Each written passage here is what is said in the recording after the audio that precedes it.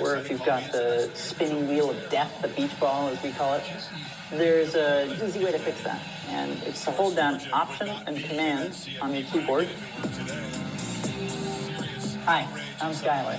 If you're using iTunes and it goes through some sort of weird error and won't close if you go up here to iTunes and then quit iTunes, or if you've got the spinning wheel of death, the beach ball as we call it, there's an easy way to fix that. And it's to hold down Option and Command on your keyboard and then press Escape.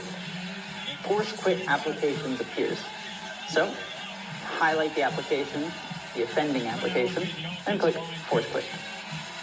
It warns you that you're losing the unsafe changes, but luckily there aren't a whole lot of changes to save in iTunes, so we'll force quit. Bam, gone. Next time you boot it up, it should be fine. There's another thing that might be handy at some point, and that's called Activity Monitor. So click on Spotlight and type in Activity. Press Return. Here's Activity Monitor. This tells you all about what's going on in your computer. So you see all of the processes that are currently running, like the other applications that we saw when I looked at Force Quit applications. So tags, Safari, QuickTime Player, etc. We see them all here.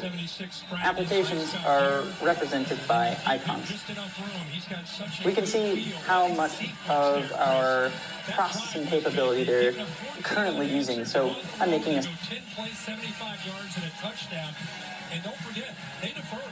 They do get the ball to start the second half. So that was a big-time answer on the ball. And Laura, we saw Dylan Sampson give a very special message after scoring this touchdown right here. So cool to see, Chris. He visited South Africa this summer as part of Tennessee's Ball Leader program promoting social change through sport. He met the 14-year-old triple amputee, Simpiwe Dichaba, and they built a special relationship. You see him right there. He plays sport, Simpiwe does, and that celebration was for his friend in South Africa tonight. College football is seen globally. That's a very cool thing. Back to Kevin for PD. What's coming up at halftime? Chris Capital and halftime report. Minutes away. Booger McFarland, Kevin Nagani here. Oregon trailing at the half. The #1 team in the country. Highlights coming your way. Boise State also in a battle against San Jose State.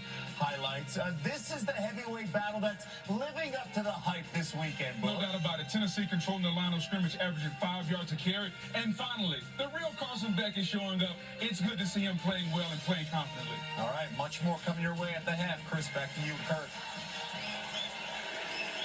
Guys, thank you. The real Carson Beck. Kirk has minute 54, 3 timeouts to work with. What you said was important. Ball to start the third quarter. Can Georgia get something out of this drive?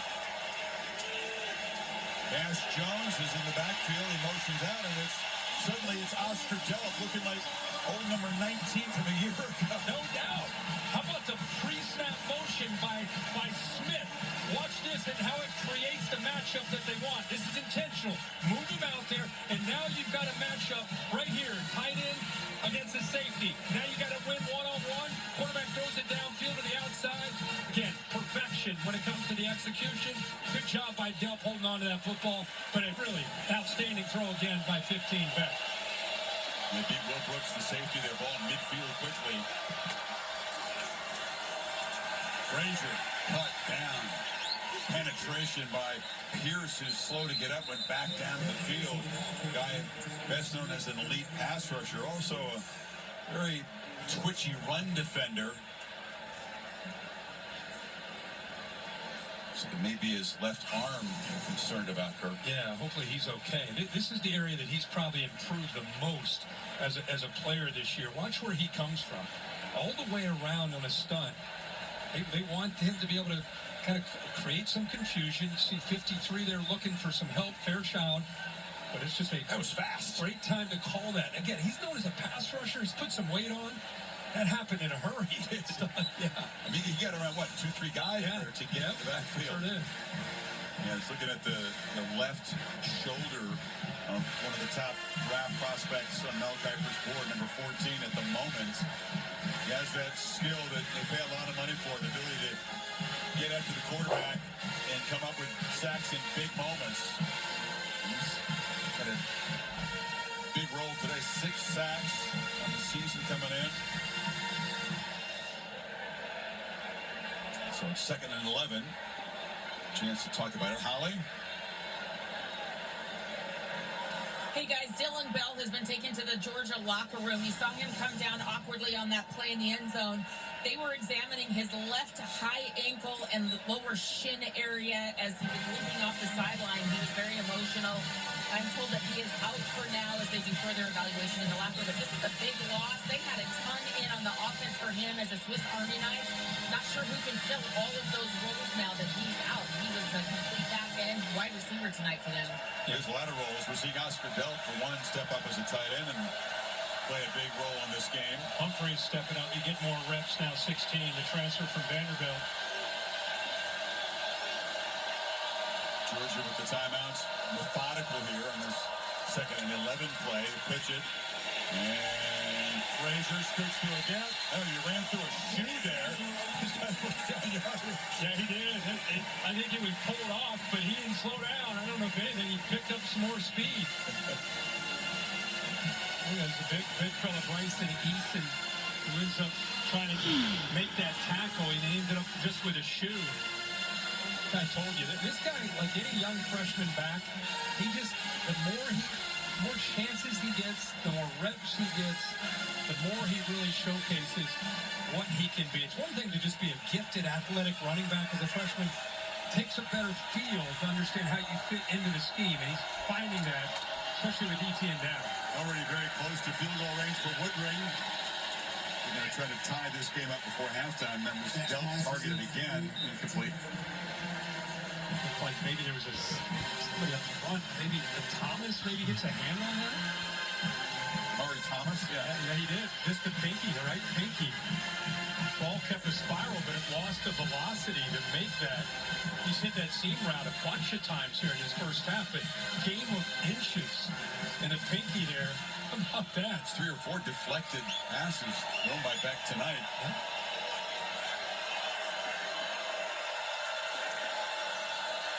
Lovett comes across in motion, and Beck took a peek that way, now comes back the other way, and checks it down for a short gain to Delp one more time. This is an offensive line that gave up 5 sacks last week against Ole Miss and numerous hits. I mean, it was their worst game by far, and a lot of people talked all week about, all right, how's Georgia going to do? Green's down the left tackle. They're going to move Monroe Freeling over to left tackle where he played some last week against Ole Miss. They have done a remarkable job. You see 5 sacks, TFLs, pressured all night. And tonight, they not even getting Tennessee, a very gifted defensive front, not even getting close to Beck tonight. And Kirby told us he strongly believed that was an anomaly. That was an outlier against Ole Miss. Very low pressure percentage allowed overall for this season coming into that game. And Ole Miss will make a lot of offensive plays. Those guys are freaking. And you're on the road, and the game just started to kind of get away from them. Ole Miss deserves all the credit for it. I'm just saying that, boy, from that game to back home against another great defensive line, so far, first half anyway, they're holding their own. Yeah, but Georgia has 3 sacks, and as you said, haven't allowed 1 yet. 3rd and 2, deeper. And once again, no sliding. Beck falls forward and again moves the sticks down to 25. It's not a play you would think you're going to see, a power read from Carson Beck, but a nice wrinkle by Bobo. The defense out of position following the motion. Buck running again. That time pressure does come. Flag is out. Jones makes the catch and is knocked down at the 15. Beck was knocked down. I don't know if that was the flag. He's probably going to get a holding on the right tackle, Truss. On the offense, number 73, 10-yard penalty from the previous spot. Replay, first down. Instead of the ball being down inside the 15, and we'll move it back. And that's outside the 30. Because, you know, that's a play where it's not quite a screen on the right side up top, but you're slipping the back out, and Pierce is so quick. And we just talked and bragged about the offensive line. They don't come up with a sack there, but they do affect the timing there and enforce that hold by Truss, that quickness. May affect the thinking, too. 2nd and 21. Sideline, that's Ben Ross. Didn't get out of bounds. clock is running, they can spend a timeout, but Yeah, they're going to use one of their last of their two. really change things though, right? The holding penalty backs them up. You're thinking much more likely a field goal attempt as opposed to pressing it down. If the play had stood, you're in touchdown scoring position. Yep. Peyton Woodring, super reliable. Missed just once this year, and that was from 50 plus. You just move beyond the CFP rankings and the SEC standings. I mean, Georgia, with the last 2 or 3, 4 years, they've kind of become the heart of a champion, the big dog in the SEC. And Tennessee with Josh Heupel, they've been that team that's, man, we're going to need recruiting, we're going to get better depth, we got a nice quarterback. They're knocking on the door, right, of becoming that team in the SEC. They already beat Alabama this year. They got Georgia on the road. That's the cheerleaders. On the ropes. I mean, what an opportunity still in his football game for the Tennessee Vols. See if they can take a lead at halftime, or if Georgia can respond here. 26 seconds. Still the one timeout remaining. Already well within Woodring's range. Back. Will launch for the end zone. Incomplete. A flag comes in. It was Humphreys covered by Jermod McCoy. Right in front of the Tennessee band and fans down there in that corner. And never really located the football. 15-yard penalty. His hands on Humphreys. Automatic first down. Didn't turn his head back until late. Humphreys just trying to work that sideline. Look, see, now he looks back, really never located the football. I think that's a no-brainer and the right call here. Very, very handsy. Yeah, the jersey grab prevented Humphreys from trying to jump for the pass. And again, they're keeping those corners on islands. They're confident that these guys have played well all year, that they can hold up on those islands. But Ty McCoy just never located the football. Hasn't been his best night so far, the best cover guy in this Tennessee team. 22 seconds, 1st and 10. Back again. Back. Dangerous throw.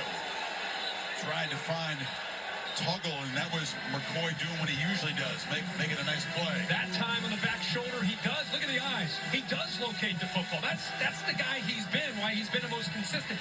Love to see the head turned around. Now you can get away with touching him a little bit, having his hands on the receiver. So that was great technique and a great job of bouncing back that time by Jermod McCoy. One of those crucial plays. Dogs down in the red zone. 2nd down. 19 seconds left.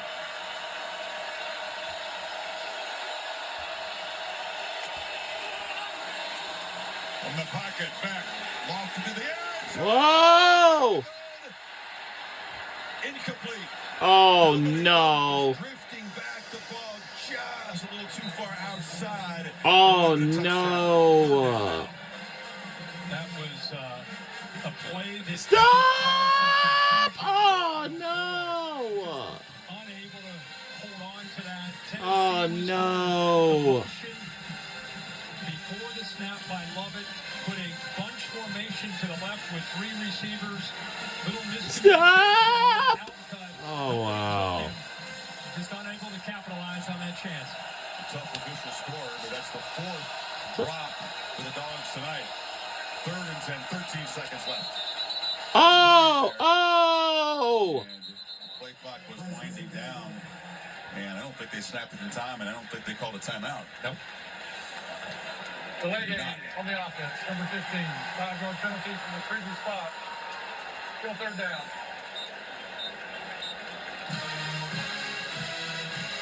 It's a little tougher to find the end zone here. Kirby, calm reaction to that penalty.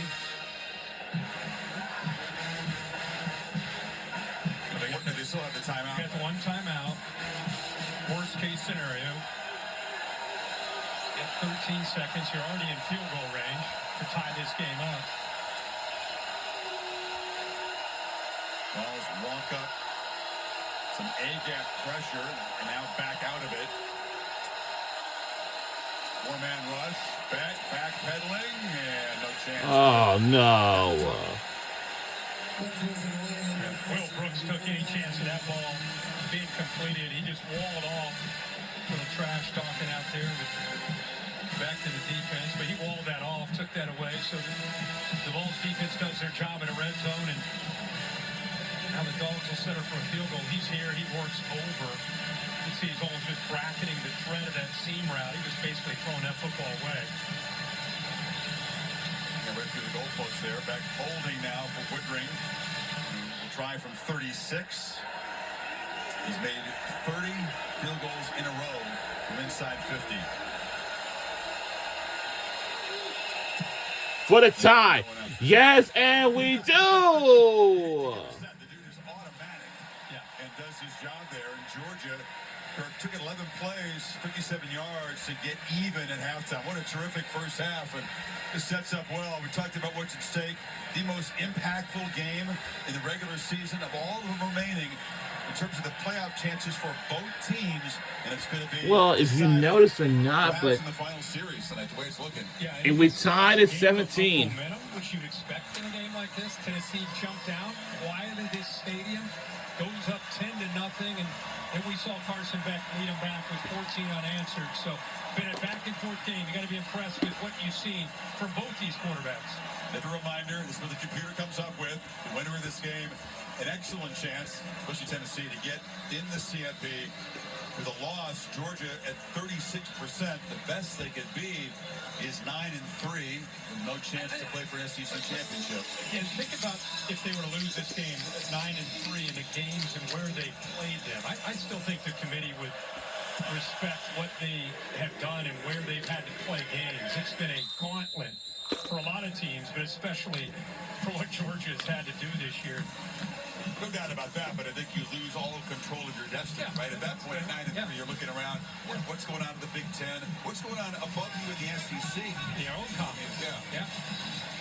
But I think just going to Austin, going to Tuscaloosa, going to Oxford, playing Tennessee here. Think of those four games alone. And compare that when you start to look around at other teams. I mean, to me, when you're splitting hairs, those cluster of teams, you need to obviously reward teams that go through that. No doubt. All right, and that'll do it. But I think that,